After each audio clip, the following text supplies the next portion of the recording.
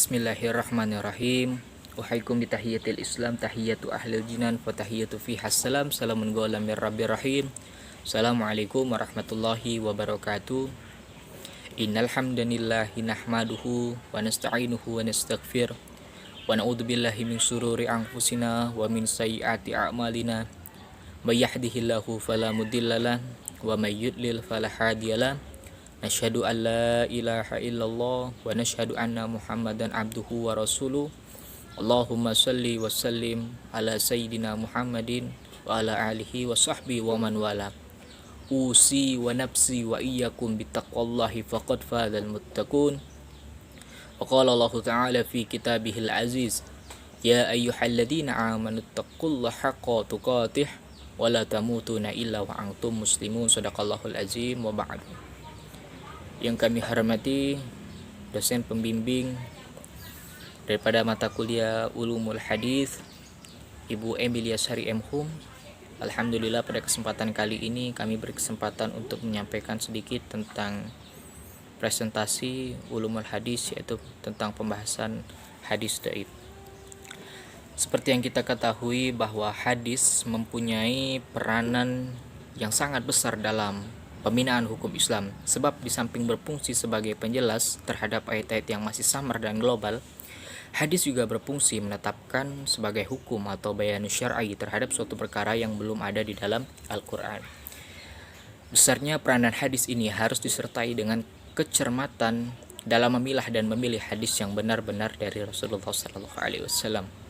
Sebab suatu hadis yang diragukan berasal dari Nabi, maka akan sulit dipertanggungjawabkan untuk dijadikan sebagai sumber hukum atau hujah dalam agama.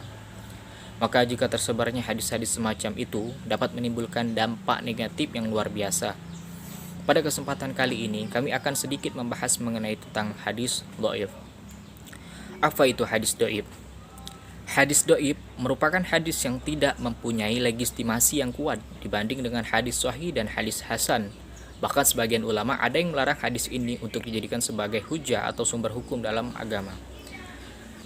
Secara bahasa, hadis dhaif ini berarti lemah atau tidak kuat.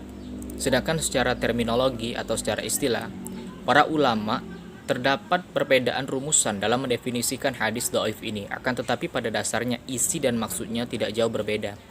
Di antaranya yaitu adalah sebagai berikut. Pertama, para ulama memberikan batasan bagi hadis dhaif ini atau penjelasan, yaitu al-haditsul dhaif wal haditsul ladzi lam yujma'u sifatul hadis sahih wala sifatul hadis. Hadis dhaif adalah hadis yang tidak menghimpun sifat-sifat hadis, atau ma faqada syartan min syurutil haditsil qabul, atau salah satu hadis yang kehilangan daripada syarat hadis-hadis yang diterima. Adapun menurut ulama muhaditsin, ulama hadis mendefinisikan hadis sebagai huwa kullu hadis lam tajma'u fihi sifatil qabul. Hadis dhaif adalah semua hadis yang tidak terkumpul padanya sifat-sifat bagi hadis yang diterima. Wa qala aktsarul ulama, dan menurut pendapat kebanyakan ulama, al-hadithud dhaif huwa man lam yajma'u sifatus sahih wal hasan. Hadis dhaif merupakan hadis yang tidak terkumpul di dalamnya sifat hadis sahih dan sifat hadis hasan. Klasifikasi hadis dhaif. Para ulama muhaditsin mengemukakan sebab-sebab tertolaknya hadis dari dua jurusan, yakni dari jurusan sanad dan dari jurusan matan. Sebab-sebab tertolaknya hadis dari jurusan sanad adalah: yang pertama, terwujudnya cacat-cacat pada rawinya, baik tentang keadilan maupun tentang kedebitan. Kedua, ketidakbersambungannya sanad dikarenakan adalah seorang rawi atau lebih yang digugurkan atau saling tidak bertemu satu sama lain. Adapun cacat pada kedebitannya ada 5. Yang pertama yaitu fuhsyul ghalat, kesalahannya fatal. Kemudian su'ul hifzi, hafalannya buruk. Kemudian al-ghaflah, pelupa.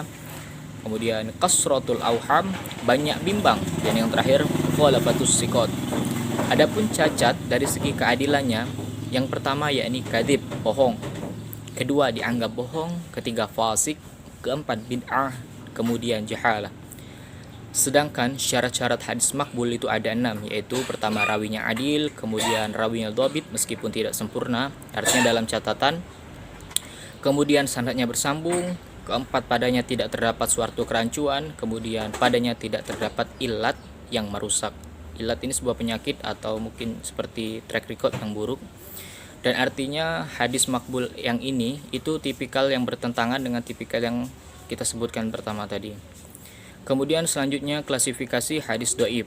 Dalam hal ini, para ulama muhadisin mengklasifikasikan hadis doib menjadi dua bagian. Yang pertama yaitu doib ditinjau dari sebab putusnya sanad, kemudian dari sebabnya cacatnya rawi. Hadis doib, sebab putusnya sanad dibagi menjadi 5. Yang pertama yaitu hadis mursal, kemudian hadis mu'allaq, kemudian hadis mu'adal, hadis munqati, dan hadis mudallas. Tidak sampai di situ, pembagian hadis mursal dibagi lagi menjadi 3. Yang pertama yaitu mursal sahabi, kedua mursal tabi'i, dan ketiga mursal kafi. Dalam hadis mudallas juga terbagi lagi menjadi 5 bagian. Yang pertama yaitu tadlis isnad, kemudian taslis as-sawiyah, dan hadis syuyuk. Selanjutnya mardud atau doif dari segi cacatnya periwayat. Pembahasannya terbagi menjadi 2, yaitu sebab tidak adil dan sebab tidak dobit. Adapun dari segi ketidakadilan, hadis doif dibagi menjadi 3. Pertama, hadis maudhu, kedua hadis matruk, dan ketiga hadis mungkar. Kemudian hadis doib sebab ketidakkedobitan. Yang pertama dari ketidakkeadilan yang telah kita sebutkan tadi, kemudian dari ketidakdebitan itu terbagi menjadi 9 bagian, yaitu mu'alal, kemudian mudraj, kemudian maklub, kemudian muttarib, muharrab, musahab, syaz, majhul, dan mubham. Dan itulah tadi beberapa penjelasan singkat mengenai pembahasan hadis doib dan pembagiannya. Untuk lebih terperincinya, teman-teman sekalian bisa melihat penjelasannya di beberapa buku-buku ulumul hadis yang dapat dijadikan sebagai referensi atau pada artikel-artikel. Dan yang terakhir yakni kesimpulan dari hadis doib. Apakah hukum mengamalkan hadis doib? Ada banyak perspektif pandangan ulama dalam menyikapi hukum mengamalkan hadis doib ini. Di antaranya yang pertama kita mengutip daripada pendapat Ibnu Hazm, Imam Bukhari, Imam Muslim, dan Yahya bin Mu'in. Mereka sepakat bahwa tidak boleh mengamalkan hadis doib, baik secara fadhailul a'mal atau tidak. Kemudian pendapat dari Imam Ahmad bin Ibnu Dawud, hadis doib dapat diamalkan secara mutlak, baik dari segi akidah, hukum, atau fadhailul a'malnya. Nah, pendapat yang kedua ini dari Imam Ahmad bin Ibnu Dawud, artinya ia bersepakat atau ia setuju bahwa hadis doib dapat dijadikan sebagai sumber hukum. Kemudian pendapat ketiga dari Ibnu Hajar al-Asqalani, yaitu boleh mengamalkan hadis doib dengan syarat fadhailul a'mal, namun dengan syarat, artinya dengan catatan. Pertama, doibnya tidak terlalu. Kedua, tidak bertentangan dengan dasar-dasar hukum yang berlaku. Dan yang terakhir, tidak percaya bahwa kebenarannya hadis tersebut berasal dari Nabi SAW. Mungkin hanya sekian yang dapat saya sampaikan, kurang dan lebih saya mohon maaf.